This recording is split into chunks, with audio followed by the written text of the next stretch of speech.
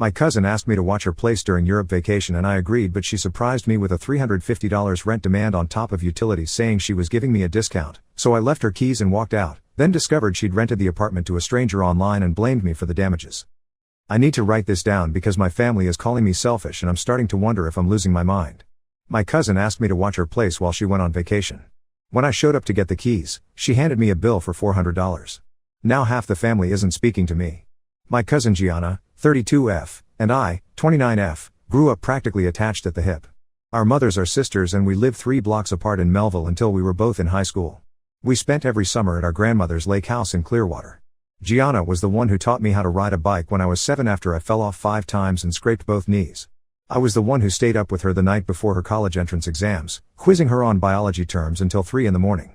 When her appendix burst during sophomore year, I drove 4 hours to be at the hospital even though I had 2 midterms that week.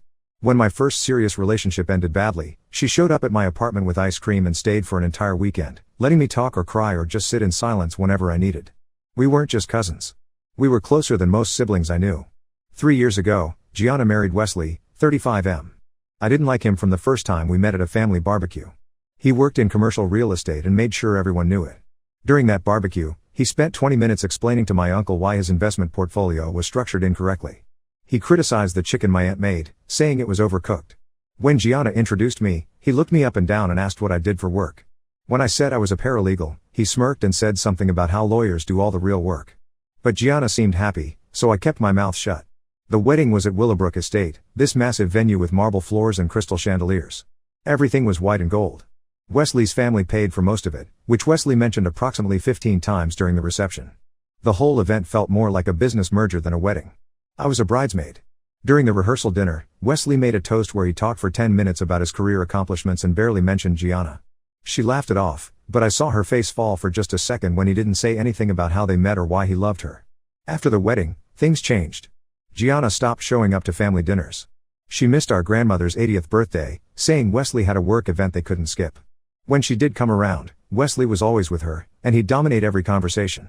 At Thanksgiving dinner that year, he spent an hour lecturing my dad about interest rates and market trends. Gianna barely said 10 words the entire meal. I tried to stay in touch. I'd text her every few days, call once a week. Her responses got shorter. She stopped answering calls. When I did reach her, she sounded tired. She'd say everything was fine, just busy with Wesley's work events and fixing up their condo in Melville Heights. Then one night last November, my phone rang at 2 a.m. It was Gianna. She was crying so hard I could barely understand her. She said Wesley had left for a business trip and she needed to talk. I got dressed and drove to her place immediately. When I got there, she looked like she hadn't slept in days. Her hair was tangled, and she was wearing the same clothes I'd seen her in 2 days earlier at a family lunch. The condo was immaculate but cold. Everything was gray and white and perfectly arranged. There were no photos on the walls, no personal touches anywhere. It looked like a hotel. She told me everything. Wesley controlled all their money. She had to submit receipts for every purchase she made, and he'd question her about each one. He'd yell at her if she bought the wrong brand of coffee or if she spent more than he thought she should on groceries. He'd go through her phone regularly, reading her texts and checking who she called. He'd told her that her family was lower class and that spending time with us would hurt his professional reputation. That's why she'd stopped coming around. She wanted to leave but didn't know how. She didn't have access to their bank accounts. She didn't have savings of her own. She didn't even have her own credit card. I told her she could stay with me. I was living in a cramped apartment in Oakdale with 3 roommates, sharing a bedroom with a girl named Melissa who worked night shifts at a hospital. It wasn't much, but Gianna could sleep on the couch until she figured things out. We spent the next 2 weeks planning. I helped her open a new bank account at a different institution. She started transferring small amounts of money from their household account, $20 or $30 at a time, so Wesley wouldn't notice. She found a lawyer who did a free consultation and started filing paperwork. She looked for apartments she could afford on her salary from her part-time job at a dental office. The day she moved out, I called in sick to work. Wesley was away at a conference in Chicago. We had 8 hours. I rented a cargo van and drove to Melville Heights at 6 a.m. We worked fast, packing her clothes, her books, her laptop, anything that was clearly hers. We didn't take furniture or dishes or anything Wesley could claim was shared property. By 2 p.m., everything was loaded.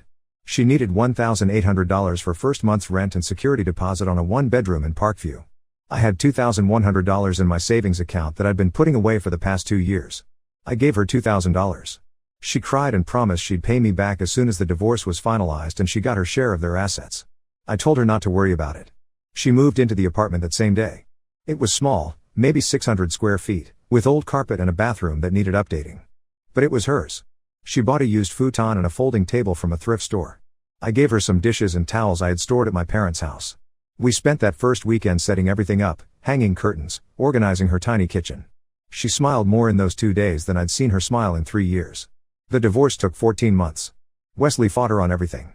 He claimed she'd stolen money from him. He tried to say the car she drove was his sole property even though both names were on the title. He dragged out every hearing, every mediation session. Gianna had to hire a lawyer, which cost her $5,000 she didn't have. Her parents loaned her $3,000, and she put the rest on a credit card. But eventually, it was done. Last April, the divorce was finalized. Gianna got her share of the assets, about $47,000 after lawyer fees and splitting everything. She paid back her parents. She paid off her credit card. She bought some actual furniture for her apartment. She seemed lighter, like she could finally breathe again. In late June, she called me. She said she was taking a trip to Europe for 3 weeks in July. She'd found a deal on flights and was going to visit London, Paris, and Barcelona. She said she needed to do something for herself after everything she'd been through. I thought it sounded perfect. A week before she was supposed to leave, she called and asked if I could watch her apartment while she was gone. She said there had been 2 break-ins in the building in the past month, and she was worried about leaving her place empty for that long. She also had a balcony garden with about 20 different plants that needed to be watered every other day. Some of them were herbs, some were flowers, and a few were vegetables she was trying to grow. She'd spent months getting the garden going and didn't want it to die while she was away. I said yes immediately. My living situation in Oakdale was getting worse. One of my roommates had gotten a puppy without telling anyone, and the apartment constantly smelled like dog pee. Another roommate's boyfriend had basically moved in and was sleeping on our couch every night. I was sharing a bedroom with Melissa, who'd started bringing her girlfriend over 3 or 4 times a week. I had no privacy and no space. The idea of having an entire apartment to myself for 3 weeks sounded like a vacation. Gianna seemed relieved. She said she'd write down instructions for the plants and would leave me her spare key. She mentioned she'd probably need me to pay utilities since I'd be using water and electricity for 3 weeks, but we'd figure out the details later. The night before her flight, she texted me asking if I could come over to pick up the key and go over the plan instructions. I drove to Parkview after work, getting there around 7 p.m. Gianna had printed out a 6-page document. The first 3 pages were detailed instructions for each plant: how much water, how often, what time of day to water them, which ones needed direct sunlight versus shade, which ones needed to be misted. There was a schedule attached showing which plants needed attention on which days. The next 2 pages were general apartment instructions: how to work the thermostat, where the circuit breaker was, when trash collection happened, the building's rules about noise and guests. The last page was a breakdown of costs. She'd calculated that utilities for 3 weeks would be about $50. That seemed reasonable. I told her I could handle that. Then I saw the next line. Rent, $350. I stared at the paper for a long moment, then looked up at her. I asked what the $350 was for. She said she was giving me a discounted rate since I was family. She said a private studio in this area would normally cost $150 a night, which would be over $3,000 for 3 weeks. She was only charging me $350, which was incredibly reasonable. She said she'd looked into it and this was actually how house-sitting worked when the person staying there was getting something out of the arrangement. I told her that wasn't what house-sitting meant. House-sitting was a favor. I was doing her a favor by staying at her place, watching it, taking care of her plants. People didn't charge for favors. She got defensive. She said she wasn't running a charity. She said she had bills to pay and a mortgage to cover. She said I'd be living there, using her space, sleeping in her bed, using her furniture and her kitchen and her internet. She said $350 was nothing compared to what I'd saved by not having to deal with my roommates for 3 weeks. I tried to explain that this was different from renting a vacation apartment. I wasn't going on vacation. I was doing her a favor because she asked me to watch her place and take care of her plants. If she wanted to hire someone to house it, she should hire a professional service. They'd probably charge her money, not the other way around. She raised her voice. She said I was being cheap. She said she couldn't believe I was nickel and diming her over $350 after everything she'd been through. She said Wesley had been right about one thing: her family always expected her to give and give without getting anything in return. That one stung. I reminded her that I'd given her $2,000 when she needed it. I'd helped her move. I'd been there for her throughout her entire divorce. She said that was in the past. She said she'd offered to pay me back and I told her not to worry about it, so I couldn't hold it over her head now. She said this situation was completely separate. She said if I didn't want to pay rent, I didn't have to stay there. She'd figure something else out. I stood up and told her to figure something else out then. I left the keys on her counter and walked out. She didn't call me that night. She didn't text me the next morning. As far as I know, She got on that plane to London without any backup plan for her apartment or her plants. I went back to Oakdale and dealt with the puppy smell and my roommate's boyfriend taking up the couch and Melissa's girlfriend using all the hot water. I thought maybe Gianna would reach out after she calmed down, realize she'd been unreasonable, apologize. But 3 days went by with nothing. Then a week. Then 2 weeks. That's when my Aunt Carol, Gianna's mother, called me. She asked why I'd refused to help Gianna with such a simple favor. She said Gianna had been very hurt by my reaction. She said Gianna had offered to let me stay in her apartment for free, and all she'd asked was that I cover the electric bill, and I'd refused out of spite. I tried to explain what actually happened, but Aunt Carol kept interrupting. She said Gianna would never charge me rent to stay at her place. She said I must have misunderstood. She said it was ridiculous to refuse to pay $50 for electricity when I'd be using the apartment for 3 weeks. She said family helps family, and I was being petty and vindictive. I told her Gianna had asked for $350 in rent plus utilities. Aunt Carol went quiet for a moment, then said that couldn't be right. She said I must have read the paper wrong. She said Gianna had been through so much with Wesley, and the last thing she needed was family members abandoning her when she needed support. Then she said something that made my hands go cold. She said I was just like Wesley, keeping score of every dollar and throwing past generosity in people's faces. I hung up on her. I'd never hung up on a family member before in my life, but I couldn't listen to another word. My mom called me an hour later. She'd heard from Aunt Carol. She wanted to hear my side of the story. I told her everything, exactly as it happened. She listened without interrupting, and when I finished, she said she believed me. She said she'd talk to Aunt Carol and try to clear things up. But the damage was done. My cousin Mark, Gianna's brother, sent me a long text about family loyalty. My other cousin Rachel stopped responding to my messages. At a family gathering last month that I didn't attend, apparently several people were discussing how I'd refused to help Gianna when she needed me most. I'm sitting here wondering if I should have just paid the $350 and kept the peace. But every time I think about it, I get angry all over again. She asked me to do her a favor, then tried to charge me for it. And when I said no, she lied to the family about what happened. Was I wrong? Should I have just paid it? I honestly don't know anymore. Update 1. It's been 3 weeks since my original post, and I need to update because this situation has gotten so much worse than I could have imagined. First, thank you to everyone who commented. Reading hundreds of responses saying I wasn't crazy, that Gianna was completely out of line, helped more than you know. I'd been starting to doubt myself after weeks of family members telling me I was wrong.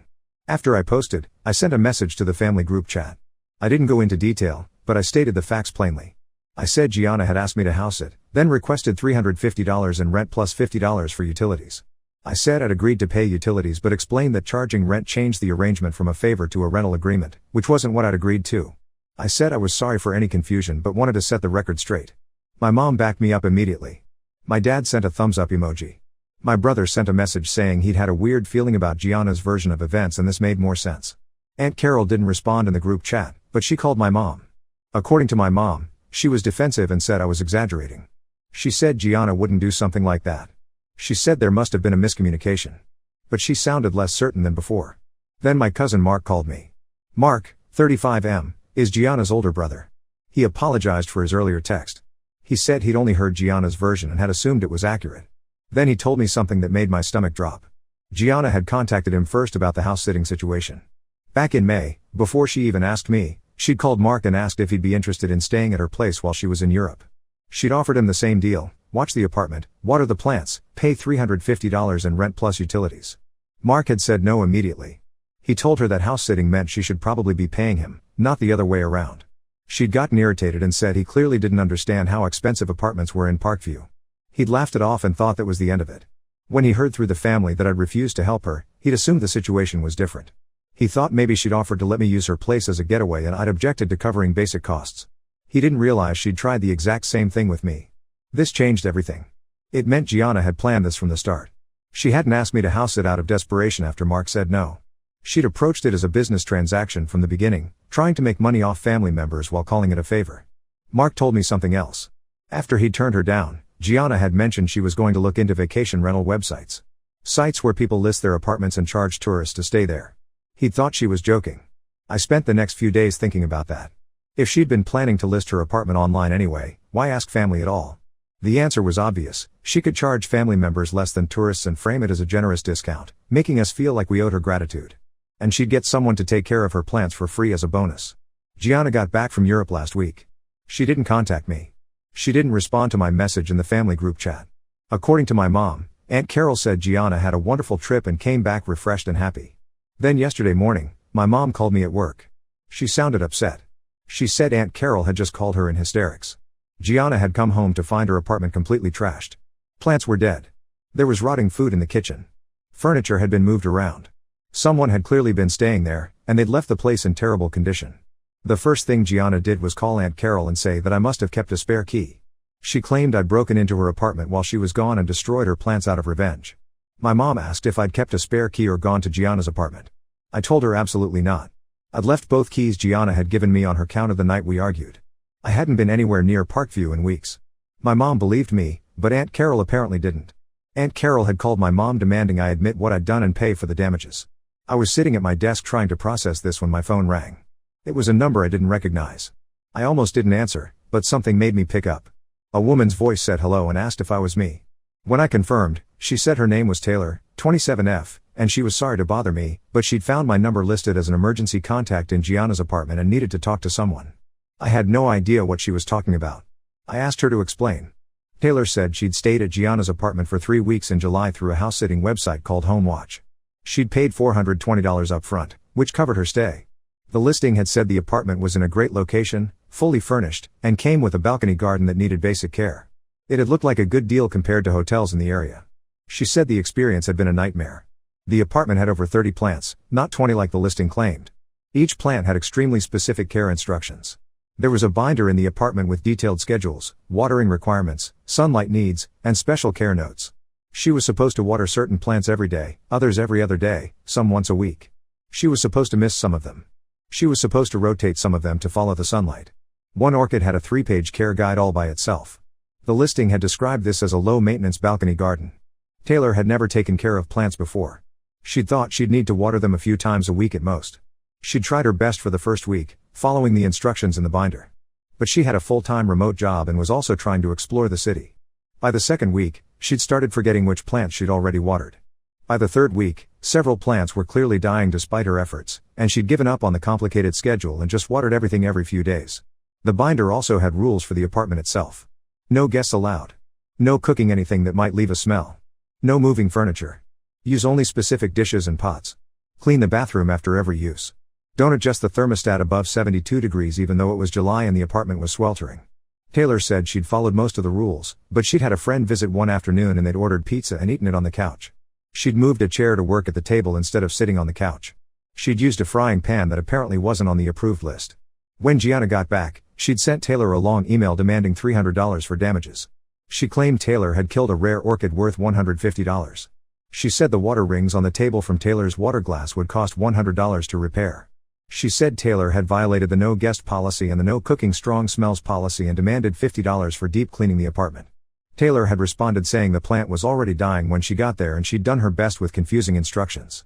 She said the water rings could be removed with furniture polish. She said she'd ordered pizza, not cooked anything, and had one friend over for 2 hours, which seemed like a ridiculous thing to charge for. Gianna had threatened to leave a negative review on Taylor's profile and report her to the website for violation of the rental agreement. Taylor was calling me because my number was listed in the binder as an emergency contact if anything went wrong with the apartment. She wanted to know if I was related to Gianna and if Gianna was actually serious about these charges or just trying to scam her. I sat there holding my phone, trying to absorb this information. I told Taylor I was Gianna's cousin and asked her to describe the apartment's condition when she'd left it. Taylor said she'd cleaned everything thoroughly on her last day. She'd washed all the dishes, vacuumed the carpet, wiped down the bathroom and kitchen. She said there might have been a few dead plants, which she felt terrible about, but she'd honestly tried. She said she'd left the furniture where she'd moved it because she didn't remember exactly where everything had been originally. She said there might have been some crumbs on the counter or something, but she definitely left the place in reasonable condition. Then I asked her about the rotting food and the trash state of the apartment that Gianna was claiming. Taylor went quiet. Then she said that didn't make sense. She said she'd cleaned out the fridge before she left and taken all her trash down to the dumpster. She said the apartment was clean when she walked out. I told Taylor about the accusations Gianna was making against me. Taylor was silent for a long moment, then said she thought she knew what might have happened. 2 days before Taylor's stay ended, Gianna had messaged her saying she'd be back in the city a day earlier than expected and would need to access the apartment. She'd asked Taylor if she could leave a spare key under the doormat on her second to last day so Gianna could come by and check on something. Taylor had thought it was weird but agreed. The next day, Gianna had messaged her again saying never mind, she'd figured out another solution and Taylor should keep the key until the last day as planned. Taylor now thought Gianna had come to the apartment while Taylor was out, seen the dying plants and the moved furniture, and decided to trash the place herself to create evidence for her damage claims. I didn't know what to say. It seemed extreme. But it also explained why Gianna would claim the apartment was destroyed when Taylor said she'd left it clean. I asked Taylor what she planned to do. She said she was going to dispute the damage charges with the website and leave an honest review. She said she'd been documenting everything with photos and emails. She also said if Gianna kept pushing the charges, she might need to get a lawyer involved, which would mean going public with all the communications and possibly exposing Gianna's hosting practices to the website's administration. After we hung up, I sat there for a long time trying to figure out what to do with this information. Gianna had lied to the family about what happened between us. She'd tried to make money off family members by framing a rental agreement as a favor. She'd rented out her apartment online while asking family to house it. She'd possibly destroyed her own apartment to justify damage charges. And she was now accusing me of breaking in and vandalizing her property. I called my mom and told her everything Taylor had said. My mom listened, then said she needed to call Aunt Carol immediately. An hour later, my mom called back. She'd told Aunt Carol everything. Aunt Carol had been skeptical at first, but my mom had given her Taylor's number and suggested she call to verify. Apparently, Aunt Carol did call Taylor, who confirmed the story and sent photos she'd taken of the apartment on her last day showing it was clean. Aunt Carol called Gianna and confronted her. According to my mom, Gianna initially denied everything, then claimed the website thing was a misunderstanding, then finally admitted she'd rented out the apartment but insisted it was because she needed the money and family had abandoned her. My mom said Aunt Carol sounded exhausted and embarrassed. She'd apologized for not believing me earlier. She'd said she didn't know what to think anymore. The family group chat has been quiet since then. Nobody's bringing up the situation. I don't know if people know the full story or if they just know there's more to it than Gianna originally said. I haven't heard from Gianna at all. No apology, no explanation, nothing. I keep thinking about how close I came to just paying the $350 to keep the peace. If I had, I never would have known about any of this. Gianna would have gotten away with it, and I'd be out the money while she collected even more from Taylor and potentially other people she rented to in the future. I don't know what happens next. But at least now I know I wasn't wrong to say no. Update 2: I'm writing this update from a coffee shop because I needed to get out of my apartment and clear my head. It's been 2 months since my last update, and I honestly thought this situation was over. I was wrong. After Taylor called me, things went quiet for about 3 weeks. Gianna didn't contact me. Aunt Carol stopped calling my mom. The family group chat went back to normal topics like sharing recipes and coordinating plans for my grandmother's birthday. I thought maybe Gianna was embarrassed enough to let it drop. Then last week, I got a call from a police officer. He introduced himself as Officer Mitchell from the Parkview Police Department. He said he was calling about a report Gianna had filed claiming I had harassed her and damaged her property. He wanted to know if I'd be willing to come to the station to give a statement. I felt my chest tighten. I managed to say I hadn't harassed anyone or damaged any property. I asked what specific accusations Gianna had made. Officer Mitchell said Gianna claimed I'd made threatening phone calls to her, sent aggressive text messages, and enlisted other people to harass her online. She also maintained that I'd accessed her apartment without permission while she was traveling and intentionally destroyed her belongings. I told him I hadn't called Gianna once since our argument in late June. I hadn't sent her any messages. I hadn't contacted her at all. As for her apartment, I'd never had keys to it beyond the ones I'd returned the night of our argument, and I'd never been there while she was in Europe. He asked if I could prove any of this. I said I could show him my phone records proving I hadn't called her. I could show him text message logs proving I hadn't messaged her. I didn't know how to prove I hadn't been to her apartment, but I'd been at work most days and my roommates could confirm I'd been home most nights. He was quiet for a moment, then said he'd appreciate it if I came in to give a formal statement. He said it would help clear things up. His tone was professional but not accusatory, which helped me calm down slightly. I went to the station the next day after work. I brought my phone and 3 months of phone records I'd requested from my carrier. Officer Mitchell met me in a small interview room and recorded my statement. I explained the entire situation from the beginning. Gianna asking me to house it, the $350 rent demand, my refusal, her accusations afterward. I told him about Mark confirming she'd tried the same thing with him. I told him about Taylor and the vacation rental website. Then I offered to give him Taylor's contact information. I said Taylor could confirm Gianna had rented out the apartment and could testify about the state she'd left it in. Officer Mitchell wrote everything down.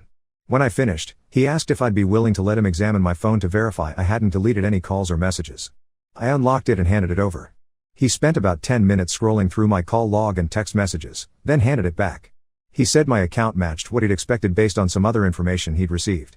He said Gianna had also filed a report about Taylor, claiming Taylor had damaged her apartment and then had me help coordinate a harassment campaign against her. Taylor had apparently also come in to give a statement and had brought extensive documentation proving Gianna was lying. He said based on everything he'd reviewed, there was no evidence I'd harassed Gianna or damaged her property. He said the case would likely be closed with no charges. He also said Gianna's reports about Taylor seemed questionable, and the website Gianna had used would probably be conducting its own investigation into her rental practices. I thanked him and left. Driving home, I felt relieved but also angry. Gianna had filed a false police report against me. She'd tried to get me in legal trouble because I'd refused to pay her rent money for house sitting. When I got home, there were 2 voicemails from my Aunt Carol. I called her back. She didn't say hello. She just launched into it. She said she'd heard from Gianna about the police involvement and wanted to know why I was escalating things to this level. She said family disagreements shouldn't involve law enforcement. She said I was taking this way too far. I interrupted her. I told her Gianna was the one who'd filed police reports. Gianna was the one who'd dragged law enforcement into this. I'd simply responded to their investigation and provided truthful information. Aunt Carol went quiet. Then she said she'd been told I'd reported Gianna to the police for fraud. I hadn't reported Gianna for anything. I'd never contacted the police about her. Every interaction I'd had with law enforcement had been in response to Gianna's reports about me.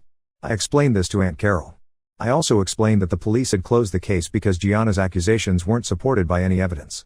I said if Gianna wanted to stop involving police, she should stop filing false reports. Aunt Carol's voice got tight. She said I was calling her daughter a liar. She said Gianna had been through enough with her divorce and didn't need her own family attacking her. She said she was disappointed in how I'd handled all of this. I took a breath and tried to stay calm. I told Aunt Carol that Gianna had lied to the family about what happened between us. She'd lied about Mark's interaction with her. She'd lied about renting out her apartment. She'd filed false police reports about me and about Taylor. These weren't opinions or misunderstandings. These were documented facts. Aunt Carol said I was being vindictive. She said I was trying to turn the family against Gianna. She said she'd always thought of me as mature and level-headed, but I was acting petty and cruel. Something in me snapped. I told her I was done explaining myself. I'd told the truth from the beginning. I'd provided evidence. If she wanted to believe Gianna's version of events despite all the proof that Gianna had lied repeatedly, that was her choice. But I wasn't going to keep defending myself against false accusations. Then I hung up. My mom called me 20 minutes later. She said Aunt Carol had called her crying, saying I'd been disrespectful and cruel. My mom had asked Aunt Carol to explain exactly what I'd said that was cruel. Aunt Carol had repeated what I'd said about Gianna lying, and my mom had apparently responded that everything I'd said was accurate based on the evidence she'd seen.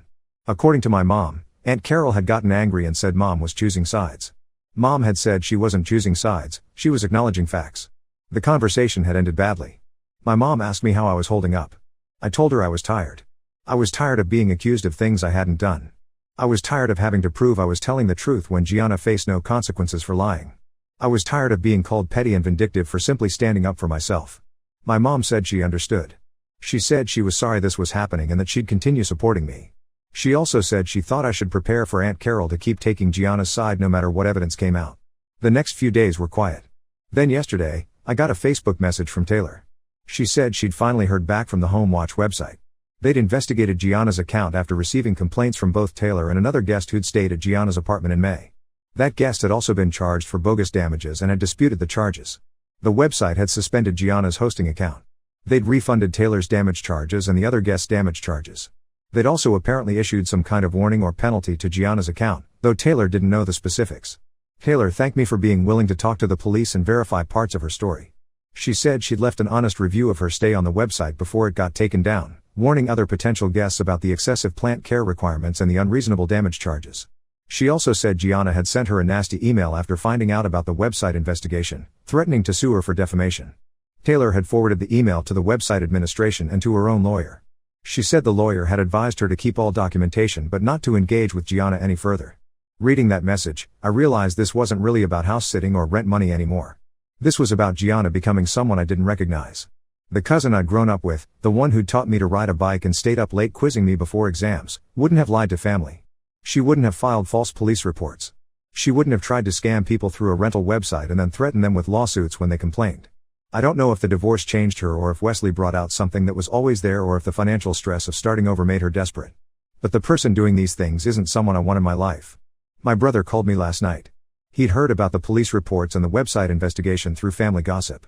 He asked if I was okay. I told him I was managing. He said he thought I'd handled everything correctly and that he was sorry the family wasn't being more supportive. He also said our cousin Rachel had apparently figured out that Gianna's version of events didn't add up and had stopped taking sides. But Mark sent me a text this morning. He said Aunt Carol had called him asking him to stop talking to me because I was turning the family against Gianna. He'd told Aunt Carol he wasn't going to cut contact with me over this. Aunt Carol had apparently gotten upset and said she didn't know who to trust anymore. Mark said he felt bad for his mom, but Gianna had brought this on herself. He said he'd tried talking to Gianna directly and she'd accused him of betraying her for believing me over her. He said she'd hung up on him and hadn't returned his calls since. So now Gianna isn't speaking to me or to Mark. Aunt Carol isn't speaking to my mom. The family is split between people who believe Gianna's lies and people who've seen the evidence. And I'm sitting here wondering how a simple request to house sit turned into all of this. I don't regret saying no to paying rent. I don't regret telling the truth to the police or to the family. But I'm exhausted from having to constantly defend myself and prove I'm not lying. Someone in the comments on my first post said dealing with family drama sometimes means choosing peace of mind over family unity. I'm starting to understand what that means. Update 3. It's been 6 weeks since my last update. I wasn't planning to write another one, but several people have messaged asking what happened, and I guess I need to close this chapter for my own sake as much as anything. Gianna never apologized. She never reached out to explain herself or try to make things right. The police closed their investigation with no charges, exactly as Officer Mitchell had indicated. The Home Watch website permanently banned her from hosting after the investigation confirmed she'd charged multiple guests for fake damages. Taylor moved on with her life and hasn't contacted me again. The real damage was to the family. Aunt Carol stopped speaking to my mom entirely. She didn't come to my grandmother's birthday party in September, which hurt my grandmother badly. When my grandmother called to ask why she'd missed it, Aunt Carol apparently said she couldn't be around people who were attacking her daughter. My grandmother, who's 82 and doesn't do well with conflict, spent the rest of her birthday party looking sad and confused. My mom tried reaching out to Aunt Carol twice more, but both calls went to voicemail and were never returned. She sent a letter in early October explaining that she still loved her sister and Gianna, but she couldn't pretend the things that had happened hadn't happened. Aunt Carol sent back a 2-line response saying some betrayals couldn't be forgiven. Gianna blocked me on all social media. She blocked Mark too after he'd tried one more time to talk to her about what had happened. She blocked my mom. She blocked my brother. The only family members she's apparently still in contact with are Aunt Carol, her father, and one of our other cousins who lives out of state and doesn't know the full story. Mark talked to his dad a few weeks ago. His dad admitted he knows Gianna lied about multiple things, but he feels caught between his wife and his daughter on one side and the truth on the other side. He said he doesn't know how to fix it and has basically given up trying. Last month, my mom ran into Gianna at a grocery store in Melville. Gianna saw her, turned her cart around, and went down a different aisle. My mom didn't follow her. She said it wasn't worth it. The family dynamics have permanently shifted. Thanksgiving is in 2 days, and we're having 2 separate celebrations for the first time in my life. My parents, my brother, Mark, Rachel, and my grandmother will be at my parents' house. Aunt Carol, Gianna, Uncle Jim, and the out-of-state cousin will be at Aunt Carol's house. My grandmother is going to both, which means she'll eat 2 Thanksgiving dinners and probably feel miserable about the split family the entire time. My brother asked me a few days ago if I regret how I handled things. He asked if I wish I'd just paid the $350 and avoided all of this. I told him no. If I'd paid it, Gianna would have gotten away with lying to family and scamming strangers. She would have faced no consequences for filing false police reports. She would have kept trying to manipulate family members into giving her money while framing it as favors. And I would have spent the rest of my life wondering why I'd let someone treat me that way. Saying no cost me a relationship with my cousin and my aunt. It split the family. It created stress and pain for people I love. But it also meant I didn't compromise my own boundaries and values. I didn't enable someone who was willing to lie, manipulate, and hurt people to get what she wanted. The hardest part is accepting that the Gianna I grew up with is gone. Maybe she changed because of the divorce. Maybe Wesley's control and abuse did lasting damage to her sense of ethics. Maybe the financial stress of starting over made her desperate and willing to cross lines she wouldn't have crossed before.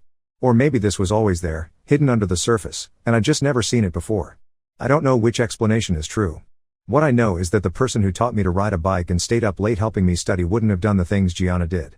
That person either changed or never really existed the way I thought she did. I've moved on with my life as much as I can. I found a new apartment in September with just one roommate, a quiet graduate student who spends most of her time at the library. It's smaller than I'd like but peaceful, which is what I need right now. Work is going well. I got a small raise last month. I'm saving money again after depleting my savings to cover moving costs. I see my mom every weekend. My brother and I have gotten closer through all of this. Mark and I text regularly now, which is a silver lining I hadn't expected. Rachel apologized for initially believing Gianna's version and has been making an effort to stay in touch. My grandmother asked me last week if I thought Gianna would ever apologize and try to fix things. I told her I didn't think so. She looked sad but nodded like she'd expected that answer. Sometimes I wonder what would have happened if I'd said yes. If I'd paid the $350, stayed at her apartment, watered her plants, and pretended everything was fine. Maybe the family wouldn't be split. Maybe Aunt Carol would still be speaking to my mom. Maybe we'd all be gathering at my grandmother's house for one Thanksgiving dinner instead of 2. But I also know I'd be a different person if I'd made that choice. I'd be someone who compromised her own boundaries to keep the peace. Someone who enabled bad behavior because confronting it was uncomfortable. Someone who valued family unity over personal integrity. I'm not that person. I said no because it was the right thing to do, even though it was hard. Even though it cost me relationships I valued. Even though it caused pain for people I love. Gianna made her choices. She chose to lie, manipulate, and attack people who questioned her. She chose to prioritize money over relationships. She chose to destroy family bonds rather than take accountability for her actions. I made my choice too. I chose honesty. I chose boundaries. I chose self-respect. The family may never fully recover from this. Aunt Carol may never forgive my mom or me. Gianna may never acknowledge what she did wrong. Thanksgiving and Christmas and every family gathering from now on might be complicated and painful. But I can look at myself in the mirror and know I did the right thing. That has to be enough. To anyone reading this who's dealing with a similar situation, sometimes doing the right thing means losing people you love. Sometimes standing up for yourself means watching relationships crumble. It's okay to grieve those losses. It's okay to wish things had turned out differently. But don't compromise yourself to keep people in your life who don't respect you. I miss the cousin I thought I had.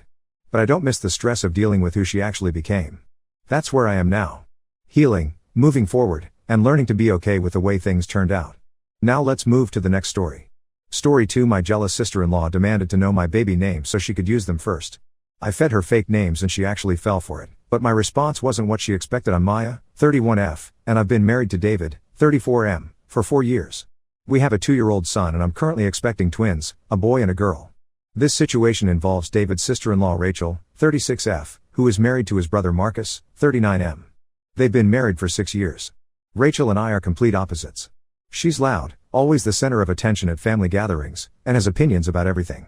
I prefer staying quiet and watching people. When David first introduced me to his family, I told him Rachel and I would never be close friends. We've maintained a polite but distant relationship ever since. The problem started during my first pregnancy 2 years ago. Rachel and Marcus had been trying to have kids for years with no success. During family dinners, whenever someone mentioned my pregnancy, Rachel would either change the subject immediately or make comments about how pregnancy wasn't that special since millions of women do it every day. Then she'd disappear to the bathroom for long periods. About halfway through my pregnancy, Rachel suddenly offered to plan my baby shower. I declined politely, saying my mom and sister already had it covered. She kept insisting for weeks until I had to be more direct about not wanting her involved. The strangest behavior started after we announced we were having a boy. Rachel became obsessed with finding out what we planned to name him. Every family gathering, every phone call, every text message, she'd ask about the name. When I'd tell her we weren't sharing it until birth, she'd get visibly annoyed and make comments about how secretive we were being. David and I had chosen a traditional Irish name that wasn't common in our area. After our son was born and we announced his name, Rachel wouldn't stop talking about how unique and beautiful it was. She'd bring it up at every opportunity, telling everyone how she'd never heard such a perfect name before. This went on for months. Fast forward to this year. Rachel finally got pregnant around the same time I conceived the twins. She was about 8 weeks ahead of me. The moment we announced we were having twins, she started the name interrogation again, but this time she wanted both names since we were having one of each. Her comments also became nastier. She'd make jokes about how I'd probably gain twice as much weight with twins and how my body would never recover. When someone congratulated us at a family barbecue, she loudly announced that we'd obviously gotten pregnant on purpose right after her announcement to steal her thunder. Everyone knew we'd been trying for a second child for over a year. I decided to ignore her comments completely. Rachel thrives on drama and arguments, so I figured the best way to annoy her was to give her no reaction at all. After weeks of her constantly asking about the twin names, I started getting suspicious. I asked David if he thought Rachel wanted to know our names so she could use them first since she was due earlier. He laughed at first, then realized I was serious. After thinking about it, he admitted it was possible. That's when I decided to test my theory. David's dad was having his 60th birthday party at our house the following weekend. We'd been slowly setting up a nursery for the twins in our spare bedroom, though it wasn't finished yet. I came up with a plan to leave fake names somewhere Rachel might find them if she went snooping. I went online and designed custom wall decals with 2 names I liked but weren't anywhere close to our actual choices, Emma Claire and Noah James. I went through the entire ordering process but stopped right before submitting payment. Instead, I printed out the final order confirmation page that showed both names clearly. The night before the party, I folded the paper and tucked it into the middle drawer of the dresser in the nursery, making it look like it had been carelessly shoved in there. I made sure one corner was sticking out just enough to be noticeable if someone opened the drawer. David thought my plan was ridiculous but agreed to a $20 bet that Rachel wouldn't snoop. The party was at our house, so we were busy hosting and didn't pay attention to where Rachel went throughout the evening. The next morning, I checked the nursery. Everything looked exactly the same. The paper was still in the drawer in the exact position I'd left it. David and I figured the test had failed and forgot about it. But then I noticed something interesting. Rachel completely stopped asking about our baby names after that party. For someone who had been pestering us daily for weeks, the sudden silence seemed odd. Rachel gave birth to her son 3 weeks later. David and I went to the hospital to meet our new nephew. When I asked about the baby's name, Rachel got this huge grin on her face and announced it was Noah James. She looked directly at me when she said it, like she was waiting for some big reaction. Instead of acting upset, I went completely overboard with enthusiasm. I gushed about how gorgeous the name was, how perfect it sounded, how lucky they were to pick such a beautiful combination. I kept going for a full minute while Rachel's expression changed from smug satisfaction to confusion to visible frustration. David was trying not to laugh beside me. Later in the elevator, he handed me $20 while shaking his head. We didn't see Rachel and Marcus for the next couple weeks, giving them space with their new baby. David's mom mentioned that Rachel seemed to be struggling more than expected with new motherhood, possibly dealing with baby blues. When I told my sister about the whole situation, she laughed at first but then said I was kind of mean for setting Rachel up like that. I can't decide if what I did was wrong. Rachel had been making my pregnancy miserable with her constant demands and rude comments. The fake names weren't even names I cared about using someday. But maybe I went too far with the trap. Should I feel bad about this? Update 1: The situation with Rachel has gotten more complicated than I expected. First, let me give you more background about why Rachel and I have never gotten along. The issues started when David and I got engaged after dating for only 8 months. Rachel made several comments to family members about how I was rushing David into marriage and probably trapped him somehow. When David's grandmother mentioned how excited she was to have another granddaughter, Rachel made a point of saying she hoped David was sure about his choice. Our wedding made things worse. David and I had a traditional church ceremony with 150 guests, followed by a reception at a country club. We took a honeymoon in Ireland for 10 days. Meanwhile, Rachel and Marcus had gotten married at City Hall with just immediate family, then went to dinner at a chain restaurant. Marcus had proposed after Rachel gave him an ultimatum about marriage, which the whole family knew about. Rachel also struggled with the fact that David's family embraced me immediately. His mom and I have similar interests and personalities. His grandmother, who everyone calls Nana, started including me in her weekly shopping trips and Sunday dinners right away. Rachel had been with Marcus for 3 years before they married, but Nana had never warmed up to her the same way. The contrast became even more obvious after David and I bought our house in the suburbs 2 years ago. Rachel and Marcus still rent a small apartment in the city because they can't afford to buy anything in their area. David and I both have steady corporate jobs with good benefits, while Rachel and Marcus work retail jobs with unpredictable schedules. About a year ago at Marcus's birthday party, Rachel had too much to drink and got into an argument with him about money. In front of everyone, she announced that she should have married David instead of Marcus because David actually had his life together. The whole family went silent. I wasn't even surprised. I'd suspected Rachel had feelings for David for years based on how she acted around him. I responded by asking which brother she meant, since that would be inappropriate either way considering David and Marcus have a younger brother Tyler who's only 25. Rachel lost her temper completely and started yelling at me for twisting her words. She claimed the next day that she didn't remember saying anything inappropriate. Now for the current update. David's mom came over yesterday to discuss plans for my baby shower next month. I'm due in late January, but twins often come early, so we're planning for December. While she was here, I asked how Rachel and Marcus were adjusting to parenthood. David's mom sat down with a heavy sigh and said it was complicated. According to her, Rachel and Marcus were fighting about baby names even before delivery. Rachel had spent months making lists of girl names but refused to consider boy names. When Marcus asked about it, Rachel insisted the baby would definitely be a girl. If by some chance it was a boy, she wanted to name him Marcus Jr. This caused a huge argument because Marcus's older son from a previous relationship isn't named after him. The boy lives with his mother in another state and visits twice a year. Marcus felt naming the new baby Junior would be unfair to his first son. David's mom explained that Rachel had convinced herself she was having a girl because she wanted one so badly. Rachel refused to find out the gender during pregnancy because she was afraid of being disappointed. She kept saying she needed to enjoy her pregnancy believing she was carrying a daughter. The family dynamics made Rachel's desire for a girl even stronger. David's mom is the only daughter in a family of 3 boys, and she had 3 sons herself. My son was her first grandson, but my daughter would be her first granddaughter in decades. When we announced we were having a girl, David's mom actually cried with happiness. David's mom has always been polite to Rachel but they never bonded. She's obsessed with my toddler son in the sweetest way. They have special grandmother-grandson activities every week. Rachel watched this relationship develop and became convinced that having a daughter would finally make David's mom love her the same way. When Rachel gave birth to another grandson instead of the granddaughter she'd planned for, something shifted in her mind. The hospital scene was even messier than I realized. Rachel and Marcus were still arguing about names when David and I arrived. Rachel had never mentioned Noah James to Marcus before that moment. When she announced it to us, Marcus looked shocked and angry. He had no idea where those names came from and didn't like them at all. Marcus refused to sign the birth certificate with those names. They left the hospital without registering any name for the baby. According to state law, parents have 10 days after birth to register a name. Rachel finally told Marcus to choose whatever he wanted because she didn't care anymore.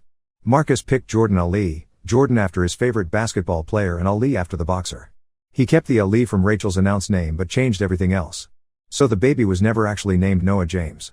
Rachel's attempt to use my fake names lasted exactly as long as it took Marcus to put his foot down. David's mom says Rachel has been withdrawn since coming home from the hospital. She takes care of the baby's basic needs but seems disconnected from everything else.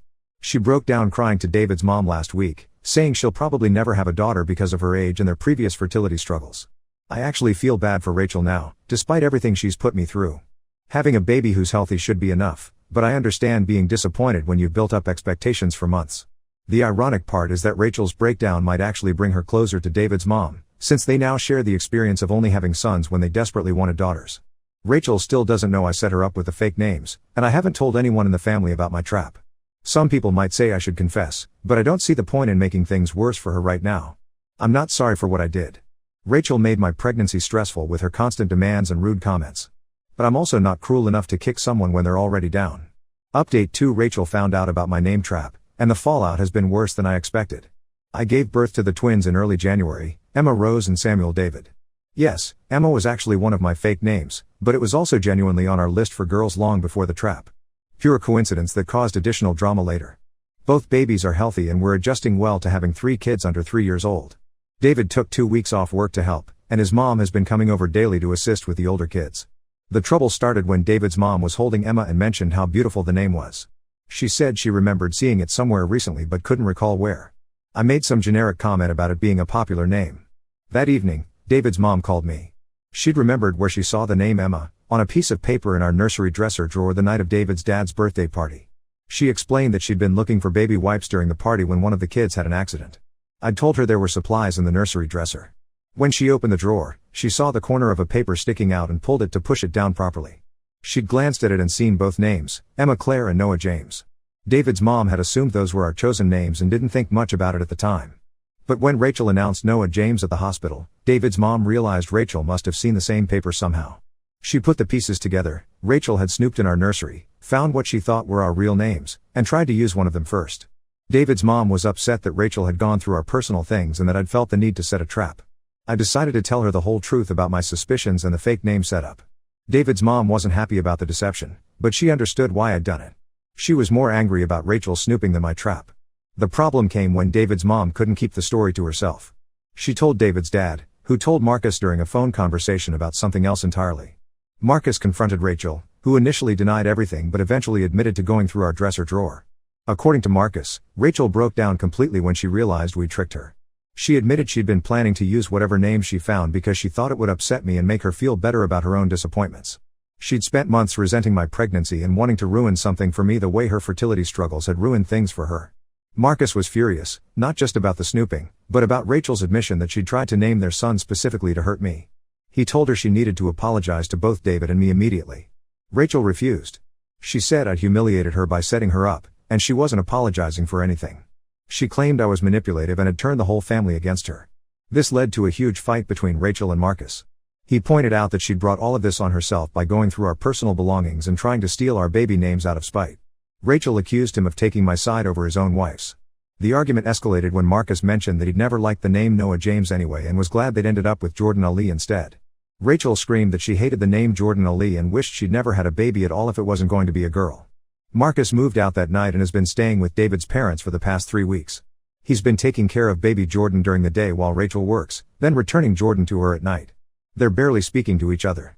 David's mom is caught in the middle, trying to help with both grandsons while Marcus and Rachel figure out their marriage. She's stressed about the situation and worried about baby Jordan being affected by all the tension. Rachel has been telling anyone who will listen that I'm a terrible person who destroyed her marriage with my scheming. She's convinced some of Marcus's co-workers and a few extended family members that I'm manipulative and cruel. David is furious with his brother and Rachel for dragging our newborn babies into their drama. He wants to cut contact with them entirely until they sort out their problems. I'm inclined to agree, but David's mom is begging us not to make things worse by creating more family divisions. I didn't expect my little test to uncover this level of dysfunction in Rachel and Marcus's relationship. All I wanted was to confirm my suspicions about the name stealing. Now there's a baby caught in the middle of parents who can't be in the same room together. Part of me feels guilty for starting this chain of events, but a bigger part of me thinks Rachel's behavior was always going to cause problems eventually. I just happened to be the catalyst that brought everything to light. Update 3: Rachel and Marcus got divorced, and Rachel has disappeared from our lives completely. The divorce proceedings moved quickly because they'd only been married 6 years and didn't own much together. Marcus kept their apartment lease and furniture. Rachel moved back in with her parents in another city about 2 hours away. The custody arrangement for baby Jordan became the biggest issue. Rachel initially demanded full custody, claiming Marcus's work schedule was too unpredictable for him to be a reliable parent. Marcus countered by bringing up Rachel's admission that she'd wished she'd never had the baby. David's mom ended up testifying about Rachel's behavior during the whole name situation, including her confession about trying to hurt me deliberately. The judge wasn't impressed with someone who would use their baby's name as a weapon against family members. Marcus got primary custody with Rachel having supervised visits every other weekend. She has to drive to our city for the visits because the judge didn't want baby Jordan traveling back and forth constantly. David's parents supervised the visits at their house. For the first month, Rachel showed up for her scheduled visits and followed the rules. But she seemed disconnected from Jordan during the visits, often handing him off to David's mom while she sat on her phone or watched television. Then Rachel started missing visits. First one, then 2 in a row, then entire months would go by without contact. She stopped returning Marcus's calls about scheduling makeup visits. When David's mom tried to reach out, Rachel's phone went straight to voicemail. We found out through social media that Rachel had started dating someone new, a guy she'd apparently met through work before moving back with her parents. Her Instagram posts showed them traveling together, going out to restaurants, basically living like a childless couple in their 20s. Marcus was devastated. Despite everything that had happened, he'd hoped Rachel would step up as a mother to Jordan. He'd been dealing with his own guilt about their marriage falling apart and wondering if he could have handled things differently. David's mom stepped in to help Marcus with childcare while he worked. She basically became Jordan's primary caregiver during the day, which worked out well since she was already watching my 3 kids regularly. The cousins are growing up together, which has been good for everyone involved. Rachel made one final appearance at a family gathering for David's grandmother's 80th birthday last month. She showed up uninvited with her new boyfriend, apparently expecting to be welcomed back like nothing had happened. The atmosphere got tense immediately. Rachel's boyfriend seemed uncomfortable when he realized the family situation he'd walked into.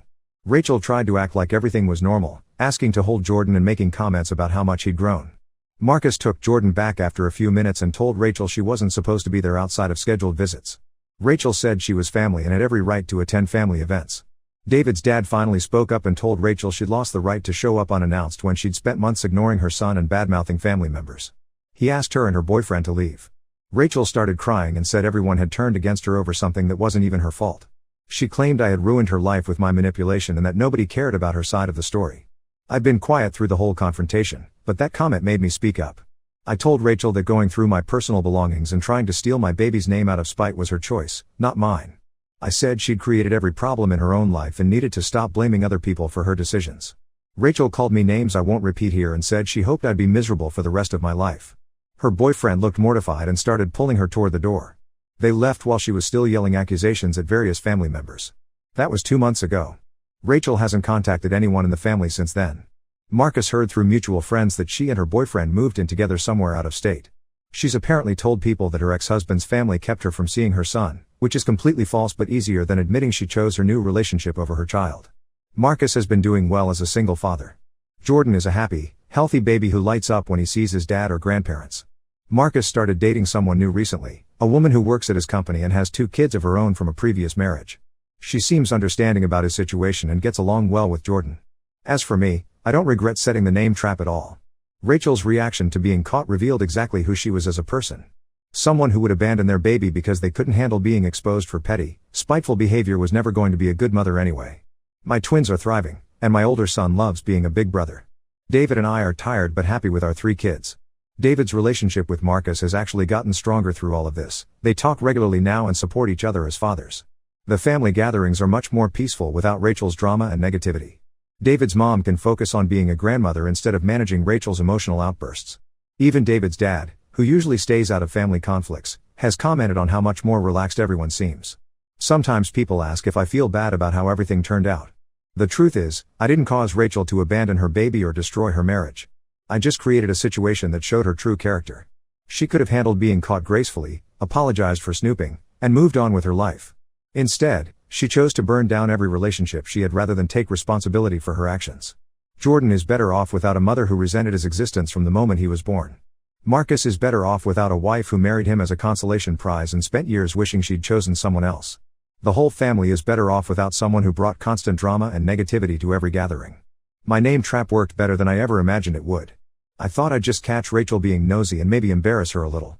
Instead, I accidentally helped a baby escape a toxic mother and helped Marcus escape a toxic marriage. Sometimes the best thing you can do for people is give them enough rope to hang themselves with.